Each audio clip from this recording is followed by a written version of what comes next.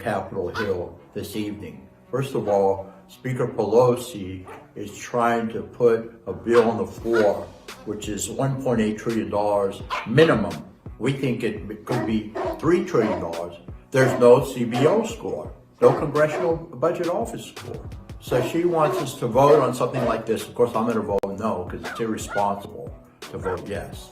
Okay, she wants us to vote on something like this without a CBO score. In addition to that, $2.5 billion for tree equity? Come on. I mean, it's a slush fund. Democrats can use it for whatever they really want to. $80 billion for more IRS agents to come after low-income families?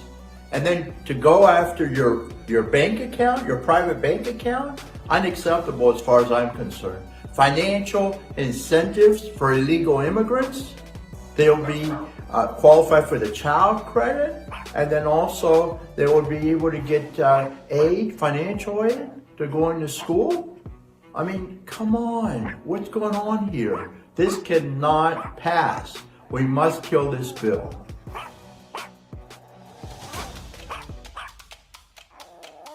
Hey guys, this is Tommy with Tommy Nation Politics.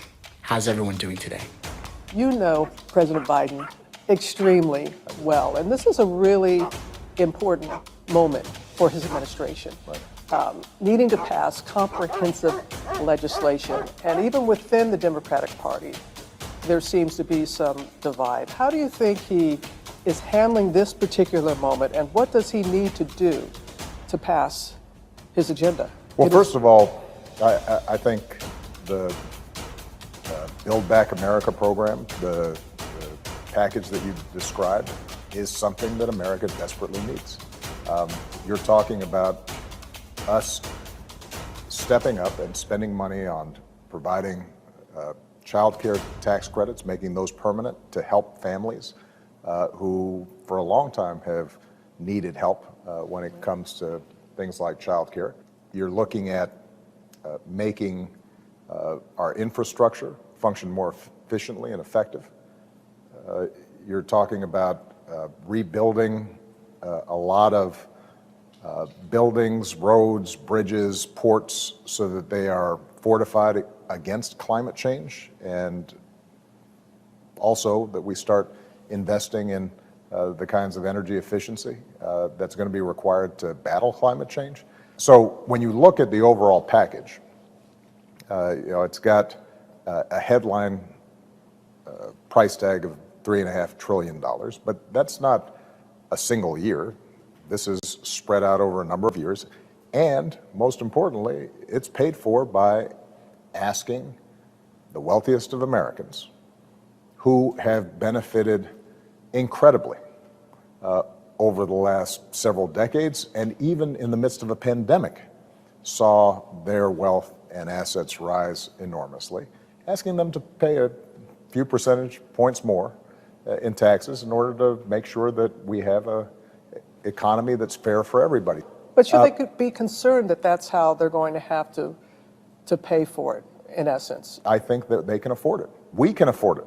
I put myself in this category now. And I think anybody who pretends that it's a hardship for billionaires to pay a little bit more in taxes so that a single mom gets child care support, or so that we can make sure that our communities aren't inundated by wildfires and floods, and that we're doing something about climate change for the next generation, that's an argument that is unsustainable. Infrastructure Week is finally here. After months of wrangling, congressional Democrats handed President Biden and you, the American people, a big win. And the blitz is on to promote the $1.2 trillion infrastructure bill, which is awaiting President Biden's signature. Today, Transportation Secretary Pete Buttigieg said it couldn't come at a more urgent time. Infrastructure is so elemental to our society that when it's not there to serve us in the right way, all of us are impacted. But when it is, when it's strong, every community, large and small, rural and urban, privileged and marginalized, every community feels the benefits. And make no mistake, it's a big deal. President Biden set out to combine an Eisenhower, LBJ, Obama investment in society. And this bill that passed the House Friday night, the bipartisan infrastructure deal, is the Eisenhower part. It includes $550 billion in new spending. It's the most massive investment in roads and bridges since Ike. It's the largest investment Representative Alexandria Ocasio-Cortez is concerned President Biden's massive social spending bill will be gutted in the coming days after the left wing of the Democratic Party gave up its leverage by joining moderates and voting in favor of the bipartisan infrastructure bill, her office said in a letter to constituents. Ocasio-Cortez was one of 6 House Democrats, all members of the squad of influential progressives, who voted no on the bipartisan infrastructure bill, which will be signed into law this week. The 6 hardline progressives balked after Democratic leaders reneged on a pledge to bring up both the infrastructure bill and the spending bill for votes at the same time. In a letter to her constituents in New York's 14th congressional district, Ocasio-Cortez's representative said she felt Congress may have jeopardized immigration reform, funding for NYCHA and any chance to meaningfully address climate change by failing to pass both bills together. The Congresswoman stuck to her word and voted against the infrastructure bill, in order to try to keep these 2 bills tied together, the letter said. She was always prepared to vote for the infrastructure bill alongside BBB, but she could not support the infrastructure bill on its own and risk losing our only leverage for policies in the BBB that NY14 so badly needs. The $1.75 trillion framework agreement for Biden's social spending bill includes many initiatives championed by progressives, including more than $500 billion toward climate action, expanded education and paid leave. But the proposed legislation's steep cost has drawn skepticism from moderate Democrats in both houses of Congress, including key roadblock Senator Joe Manchin of West Virginia. The Congressional Progressive Caucus agreed to vote in favor of the infrastructure bill after a group of House moderates pledged to vote for the social spending bill as it is currently written no later than the week of November 15. The House voted to adopt the rule governing the reconciliation process for the spending bill last week in a procedural step that precedes a final vote on the bill itself. The infrastructure bill was a key bargaining chip for Ocasio-Cortez and other progressives, who have long warned that moderates would push for a watered-down version of the spending bill once their priority legislation passed. The president and House leadership has promised that Build Back Better will still pass, the letter from Ocasio-Cortez's office added. We hope they're right, but how much of the bill survives now that we've given away public transit in history, and the largest investment in passenger rail since Amtrak was created. It also expands clean energy and rebuilds our electric grid and puts billions toward rebuilding water systems in places like Jackson, Mississippi, and eliminating lead pipes in places like Flint, Michigan. It does a lot, but not everything. There's still the outstanding issue of the second big part of the infrastructure big deal, the Build Back Better plan. It was no easy feat getting the bipartisan infrastructure bill passed. It was only after the Congressional Black Caucus negotiated a crucial last-minute plan to pass this bill immediately and set up a later vote for the Build Back Better plan, which got all but 6 Democrats to vote for the bipartisan plan, or the bipartisan bill, which will soon become law. But that vote is expected the week of November 15th. But the question remains, are there enough votes to pass it in the House and the Senate? With me now is White House Principal Deputy Press Secretary Karine Jean-Pierre. Karine, great to see you. Welcome back to The Readout. Thanks, Jonathan. Good to see you. And you're right, it's finally Infrastructure Week, and we're really excited about that here. And so it took a last-minute wrangling by the CBC, but the bipartisan infrastructure bill got over the finish line. Let me give you a couple minutes to crow about it. Just a couple before I give you the really hard questions. Crow. Okay, well, like I said, it's finally Infrastructure Week, and we couldn't be more excited to deliver for the American people, as you can imagine. But one thing that I do want to say, let me just give you some manufacturing who consent feel time like they've been left behind, do some propaganda, or who feel like they've been forgotten because the economy is moving so rapidly. Well, this bill is for you. This bill is for you.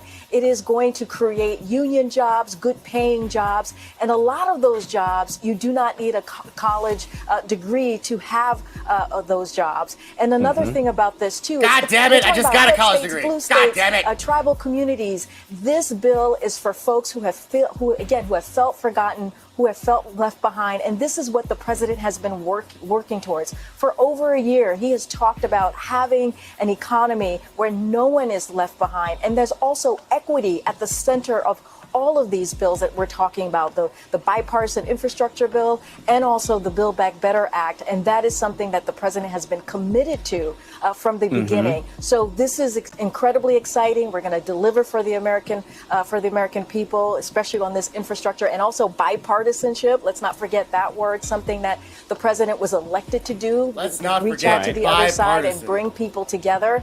And two other things that I really want to Two lay out parties. for folks, which is One I goal. think for your viewers, which will really appreciate funneling this and of the wealth. understand this, is that it's going to take out lead out of the drinking water, so our kids can have clean drinking water. That is so critical, and that's across the country. And another thing too that's so important is we hear these stories of parents having to go to a fast food restaurant, the parking lot of a fast food restaurant, to get internet for their kids to do homework. Now we're going to have affordable internet so that across the country, again, kids could be able to have internet to do their homework in a way so they don't have to, be sitting in their parents' car in order to have that access. So these things are incredibly important on top of modernizing our roads and bridges and that hard infrastructure that we've been talking about.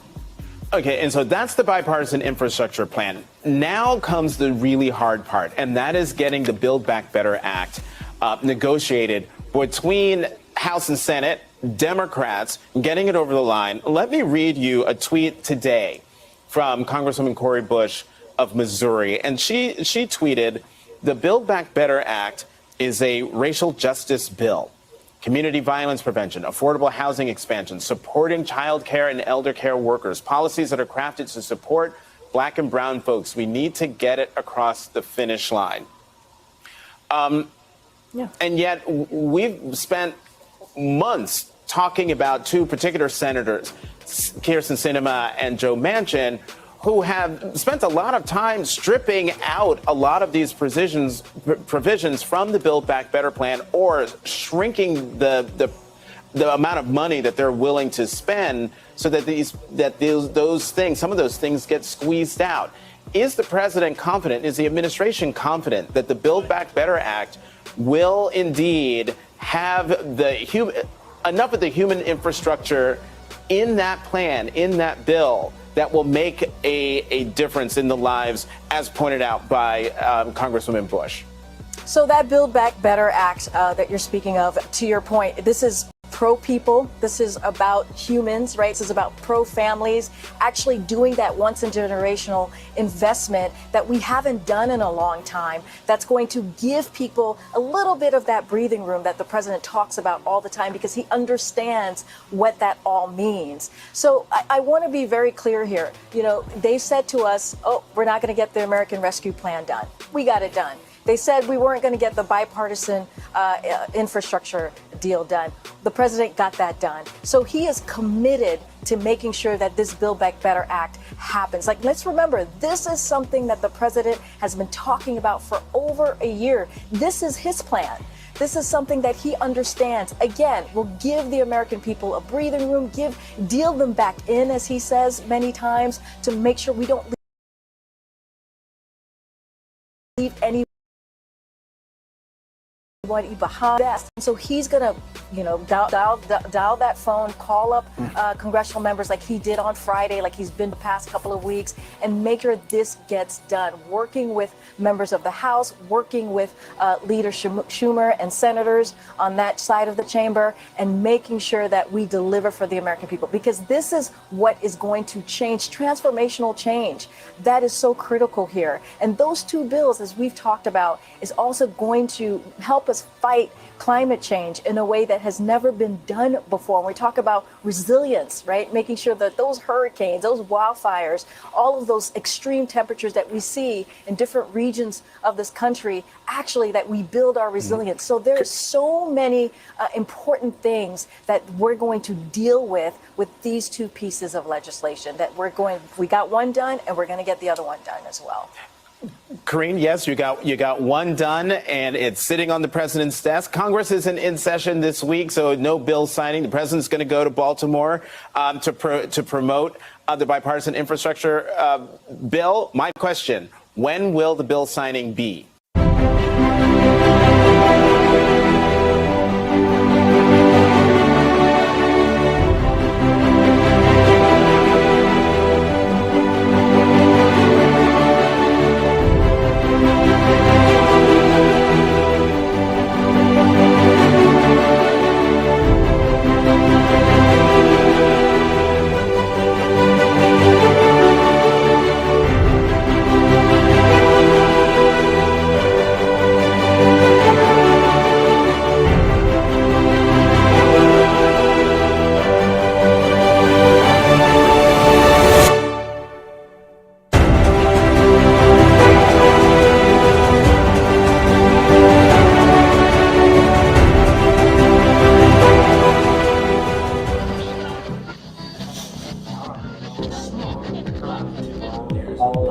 Hey guys, this is Tommy with Tommy Nation Politics. How's everyone doing today? Tommy Nation Politics.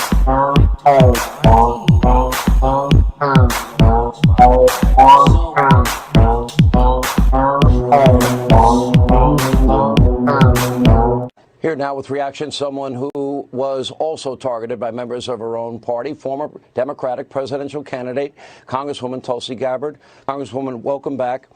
When you see that video, and you know that Joe Biden is trying to bring some basic common sense back to the party, what's your reaction?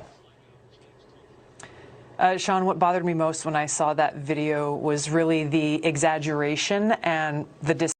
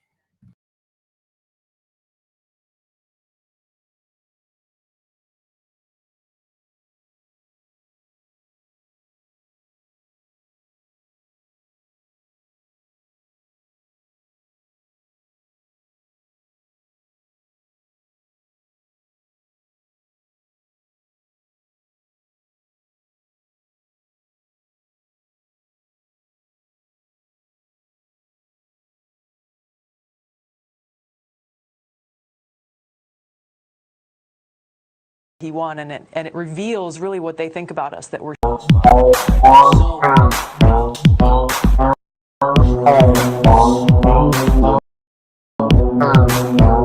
Here now, someone who was also targeted by members of her own party, former Democratic presidential candidate, Congresswoman Tulsi Gabbard. Congresswoman, welcome back.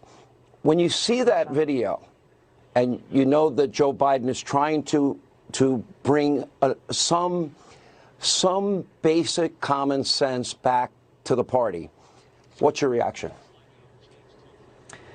Sean, what bothered me most when I saw that video was really the exaggeration and the dishonesty, where you have people there who are essentially trying to create a viral moment and a headline and yelling out, Joe Manchin's trying to run us over. This is just the latest example of a disturbing, larger pattern of dishonesty and disrespect for the American people, where they think that we're just stupid. We saw this in the excuses that were laid out when McAuliffe lost in Virginia. They said, oh, well, you know, Youngkin won because he sounded his dog whistle, and that all the dogs came out and voted. And that's why he won. And it reveals really what they think about us, that we're stupid, that we're dogs, that we don't have intelligence or free will to make our own decisions for ourselves. And therefore, we should just trust them in their arrogant attitude that they and the big government, they know what's best for us, and they'll make the best decisions for us. You know, I use the analogy. I was the MC the night Newt Gingrich became Speaker in 1994, and it was a wake-up call. Remember, Republicans have been out of power in the House of Representatives for 40 years, and it became a wake-up call for Bill Clinton, and that's when he changed gears. And the era of big government is over, the end of welfare as we know it. This modern Democratic Socialist Party, I do not see has any capacity to change course or adjust. What we've seen since Tuesday is full steam ahead on socialism. Do you see the same thing?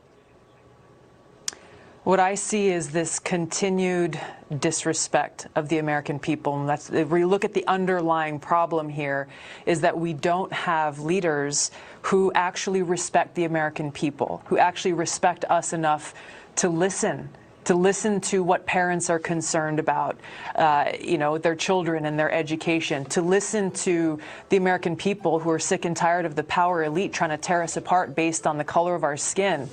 They don't respect us enough to listen. So how can we ever expect them to actually act in our best interests rather than the interests of themselves, their power, or the power of the elite? You know, I'm watching Joe Manchin, and natural gas and coal, these are huge industries in his state.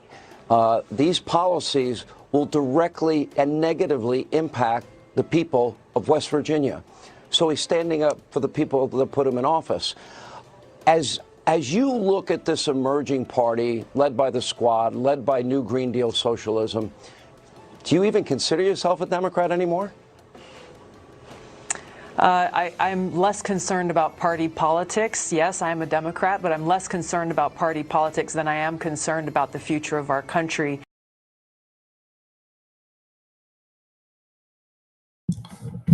Good for you, Tulsi. Good for you being more concerned about the future of our country than parties. Guys, this is Tommy with Tommy Nation Politics. If you listen to those pointed questions that Tulsi has to evade to make any sense on Fox News, and how she has to talk about the truth, I'm more interested in my country. This is a socialist agenda, even though it's corporate socialism, it's socialism for the rich. Who's getting the socialism here, Sean? Is it the people of his fucking state that's getting the socialism?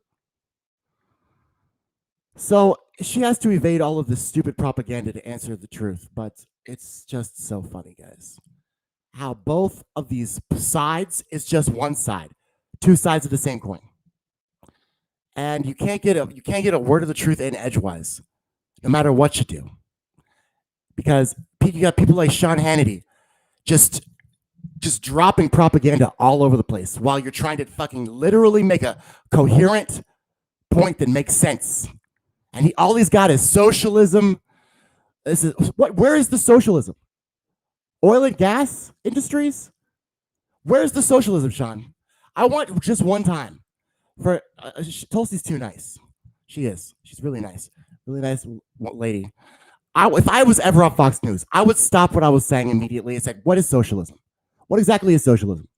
What are you talking about? I want to know. So they don't get to just spit out all this little bullshit all the time. I really do. I just want one person to just stop what they're doing and just ask them a question about why they're bloviating and vomiting words all over the television set. But anyway, back to my video. Given the kind of leadership that we are seeing, this kind of self-serving leadership that plunges forward. You just played a few different clips that really, again, reveal the arrogance of this leadership that plunges forward without any regard for the cost and consequences on the American people in the short term or the long term, the cost and consequences on our freedoms, on the undermining of our constitutional rights. There are deeper issues here that really need to. One more thing. They're led. He just said they were led by the squad and socialists. The squad who voted against this bill, and it passed anyway because of 13 Republicans. Think about this, guys. Sean Hannity is saying this Democratic Party is led by the squad, but they just lost on a vote where 13 Republicans came on the other side to a bipartisan bill. But Sean Hannity is saying that they're led by the squad, even though this was a bipartisan bill that just passed. He's still saying they're led by the squad. How ridiculous is this guy? This guy is fucking ridiculous. God, what a ridiculous fucking guy. They all are. They really are.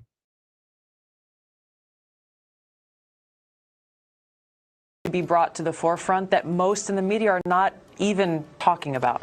You know, there was a period in my life, Congresswoman, where I had to struggle for a lot of years to pay rent. I know what it's like. The high cost of gasoline, totally preventable. We were energy independent. Why would we ever give that up? What happened at the border, totally preventable. We had a policy that was working. Afghanistan, another example. We could have withdrawn when we had full control of Kabul and all the surrounding areas. We had months to do it. They didn't do it. And then you look at inflation. Then you look at energy prices. And you put all of this together. Who's getting hurt here? The people that make this country great, the working men and women of America, the people that really, really, you know, the poor, the middle class. You know, paying $1.50 more a gallon, I can afford it, but a lot of people can't. And there seems to be a disconnect in terms of caring about those people. And that's really what's at the heart of the frustration that people across the country are feeling right now, is that they are not being heard, that they are not being seen, that their challenges really are not being addressed by those in power. You listed a number of different challenges, and our representatives in government, they'll have different ideas on how to address those things. But when you look at issues related to open borders and immigration, when you look at issues related to our national security, when you look at issues related to energy independence, we can have different ideas on how to accomplish those things. But those things are concerns that are central to all of us, regardless of political party. So if we treat each other with respect as children of God and come together to say, hey, we need to work together for the good of the country, then we can have that real dialogue that will allow us to move forward and make progress to solve these problems. Boy, I'll give a big amen to that. Well, very well said, Congresswoman. We appreciate you always coming on the program. Thank you.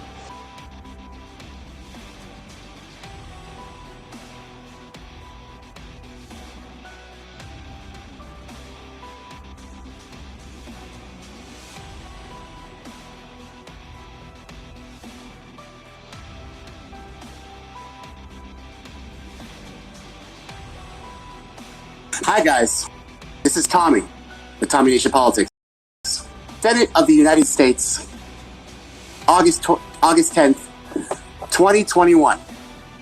Resolved that the bill from the House of Representatives, H.R. 3684, entitled An Act to Authorize Funds for Federal Aid, Highways, Highway Safety Programs, and Transit Programs, and for other purposes, do pass the House of Representatives with the following: free thinking, innovative, totally open-minded, Tommy Nation Politics.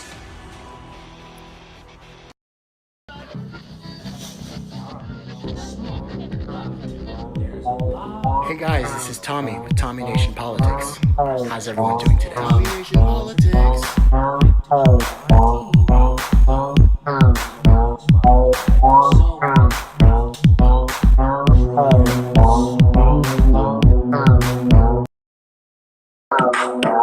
Hi guys, this is Tommy Nation Politics, your home for free-thinking, innovative, totally open-minded, independent media. This is the Tommy Nation Politics Tuesday pre-live stream discussion. I hope everybody can join me. Basically, we've got some things to talk about, guys. But first, Title I, Federal and Highways, Subtitle A, Authorized Programs, Section 11101, Authorization of Appropriations, Section .11102, Obligation Ceiling, Section 11103, Definition, Section 11104, National Highway Performance Programs, Section 11106, Emergency Relief, Section 1107, Federal Share Payable, Section 1108, Railway, Highway, Grade, Crossings, Section 1109, Surface Transportation Block Granting Program, Section 11110, Significant Freight and Highway Projections, Section 11111, Highway Safety Improvement Program, Section 1112, Federal Lands Transportation Programs, Section 1113, Federal Lands Access Programs, Section 1114, National Highway Freight Programs, Section 1115, Congestion, Mitigation, and Air Quality Improvement Program, Section 1116, Alaska Highway, Section 1117, Toll Roads, Bridges, Ferries, Section 1118, Investing Program, Section 1119, Safe Routes for School, Section 1120, Highway Use Tax Evasion Projects, Section 11121, Construction of Ferry Boats and Ferry Terminal Facilities, Section 1112, Vulnerable Road Use Research, Section 11123, Wildlife Crossing Safety, Section 11124, Consolidation of Programs, Section 11125, Dow Report, Section 1126, Territorial Puerto Rico Highway Programs. Yes, guys, Puerto Rico. You know that place that Trump, he kind of threw toilet paper at? There you go. Look at that. I don't know, guys. Joe Biden or Donald Trump? Joe Biden or Donald Trump? Who even knows? What I do know, guys, is that these transportation projects, highways, carried out private sector partnerships, guys. They're all in Section 1111111. Section 1. This is just Section 1 of the Infrastructure and Jobs Act that passed the House of Representatives late Friday night. A report on emerging alternative fuel and vehicles infrastructure programs, and a little of the pork in the bills are slowly creeping out into the mainstream media narratives. But for now, we have a victory that Joseph Elizabeth Biden can bask in. Quality victory. I mean, do the 1% still own more wealth than the bottom 90% combined? Yes. Is marijuana legalized? No. We still have do we have police reform that needs to go across the world? Actually, police reform talks have stopped, halted between the Republicans and Democrats. What about the economy? Well, the economy has brought forth 5,200 new jobs this quarter and 4% GDP growth in businesses. But, you know, inflation as it exists today is a kitchen table issue, guys, that the mainstream media is glancing over since I guess Trump is no longer in office. Also, the COVID pandemic, we have mandated vaccines now. But none of that matters right now. It all fails in part comparison to the representative victory of Joseph Biden and the Democratic Party, who have the House, the Senate, and the presidency. Late Friday night, they passed their Infrastructure and Jobs Act, H.R. 3684. Joe Biden pitched infrastructure bills and benefits to ordinary Americans today, guys. And it was not condescending at all. President, he looked everybody in the eye and he said, okay, look that. And never mind his sagging approval ratings and his significant impact on inflation. The $1 trillion package will have, guys, it will have, I promise you. Well, a reporter asked the Deputy White House Press Secretary, Karine Jean-Pierre, about how the funds from the bipartisan infrastructure bill will be distributed. And Jean-Pierre would not get into specifics. And neither will Joe Biden. Interesting. I tried to dive into this bill, guys, and all I can find are overwhelming clauses on top of clauses. Energy clauses, transportation clauses, commerce clauses, clauses on highways, clauses on taxes. And while she would not, Jean-Pierre, she would not get into specifics. She said, quote, transparency is going to be key here. Well, congratulations, Biden-Harris administration. You've succeeded in transparency. You've given me a bunch of shit, a clusterfuck of complete and utter pork spending, probably, to anyone who can understand this. And not to mention, Joe Biden has not actually yet signed the bill, guys. He's waiting to do so until Democratic lawmakers return to Washington. The House and the Senate are out of session this week. Yes, they're on vacation. Martha's Vineyard, guys. AOC, though, she voted against the infrastructure bill because apparently, guys, it was supposed to be a two-pronged approach. We were supposed to have the Human Infrastructure Bill, which is the Build Back Better Act, and also the Infrastructure and Jobs Act that passed the House 3684, HR 3684.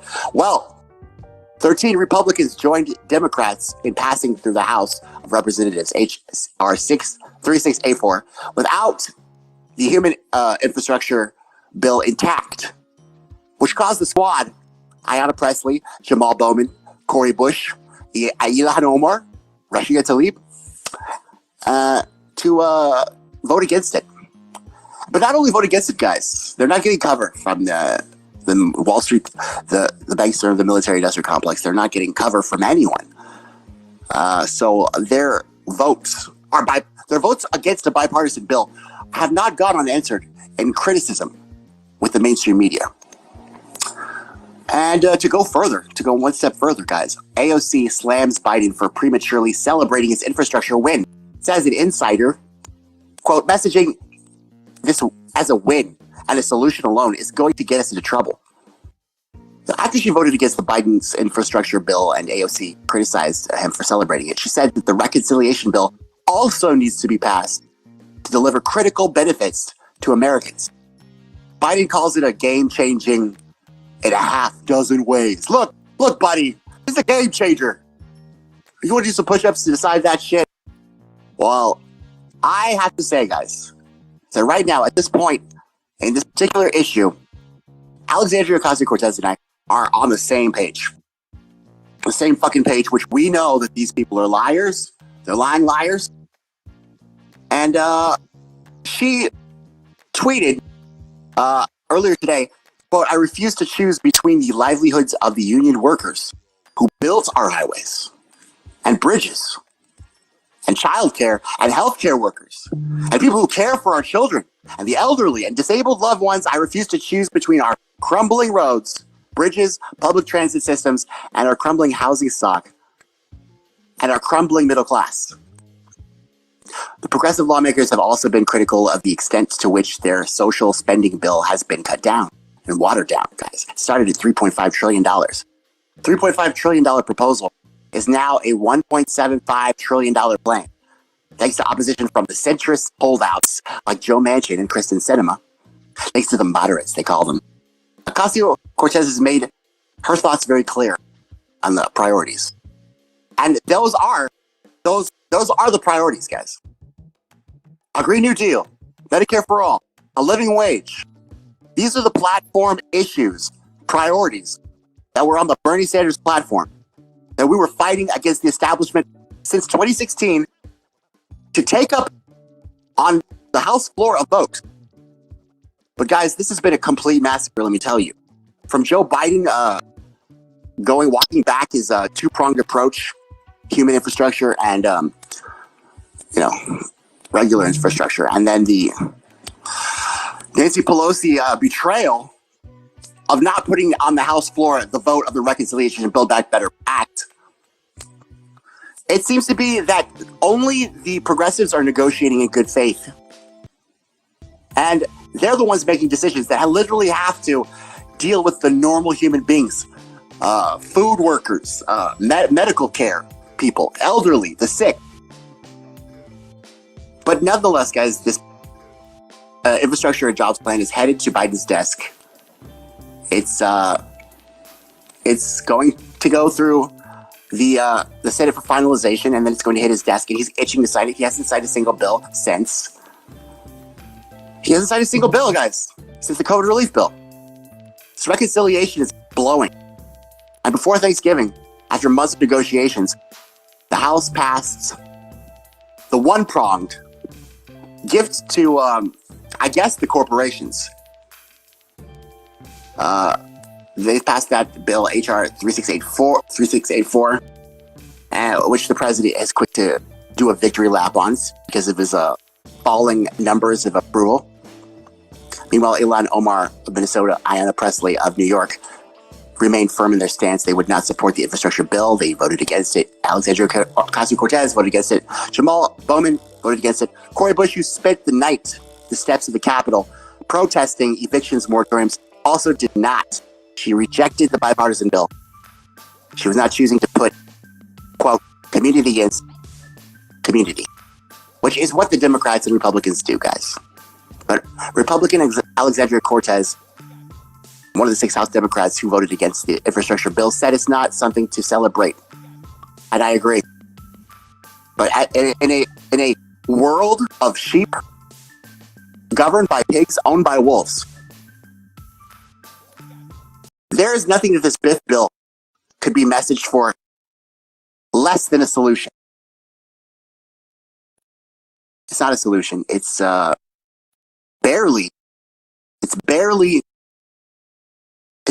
a legislative victory in the fact that our crumbling infrastructure has been kicked down the road for so long that this is a necessary and essential and desperate move to make the greatest country in the world, the richest country in the world, at least comparably, competently competitive to our now rising rivals, China, Russia, and other foreign powers that have surpassed us in education, and infrastructure, and innovation, and science, and technology. We're in trouble, guys. And this Build Back Better Act, although it contains the majority of the president's agenda, and by design not passing, due to the fact these two parties have been fighting over power since the past 50 years to no avail. Without Democrats' reconciliation bill, the benefits of the infrastructure bill won't come into fruition. That's my assertion, guys. It's my speculative assertion. And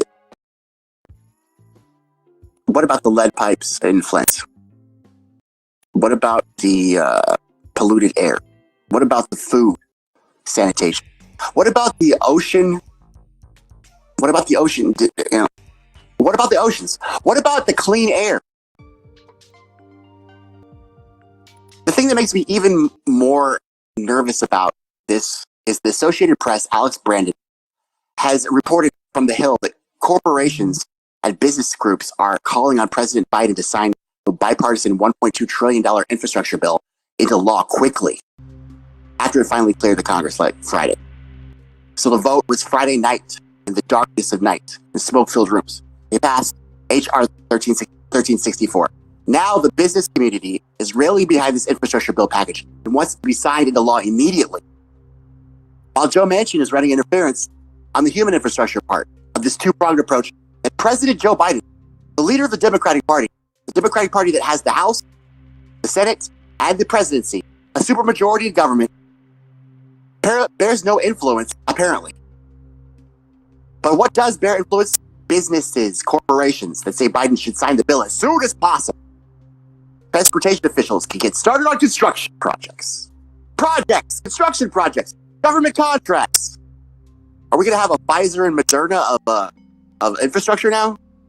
Quote, we urge President Biden to quickly sign this bipartisan package into law so we can build back better with increased jobs, enhanced safety, and improved roads. Jay Hansen, executive president for the National Asphalt Pavement Association, said the statement after the bill passed. So the not only are the progressives outnumbered, because there's only 6 people, I can count them on 2 hands, 6 righteous people in this entire government who give a shit. And AOC literally had to spend a million years walking back and apologizing about her vote. No. On her Instagram Live account. She's covering her ass. But now this hailed legislation, which is hailed long overdue by the corporations, which is being hailed by the Republicans and the Democrats, 2 parties that have got us into 8 wars, 2 depressions, 1 recession, and 9/11, have finally passed their wonderful, glorious, new bipartisan venture, the $1.75 trillion Infrastructure and Jobs Act, H.R. 1384. And they're ready to build back better, guys. But the question is, what are they building? And are we part of it? Is this the land of the free and the home of the brave? Is this the land of a melting pot? Or is it the land of the American Society of Civil Engineers, the National Asphalt Pavement Associations, and the other business and corporate interests that have had hands into constructing and manifesting this one-pronged approach in the first place? It's an interesting observation to make that from the beginning, I could clearly tell that one of these bills was going to pass and one of them wasn't, and one of them was a distraction from the other. It's how these parties do. One hand washes the other.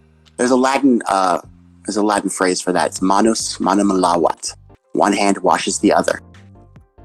Climate advocates are skeptical of the bipartisan infrastructure bill. Progressives are skeptical of the bipartisan infrastructure bill. The Tea Party conservatives are skeptical of the infrastructure bill. And we still have an untold, unimaginable income inequality level that is gaping. But a business roundtable that is full, representing CEOs, some of the nation's largest companies, urging Biden to swiftly sign. He replied today from The Guardian. It says, quote, soon. He hasn't given an exact signing date. I imagine that politically, he'll wait for an expedient and convenient time in which he might be able to tout his victory, which CNN proclaims he can now bask in. That's the great news for the United States infrastructure and transition to zero emissions and transportation future. I look forward to Biden's signature. I look forward to the House of Representatives, H.R. 3684.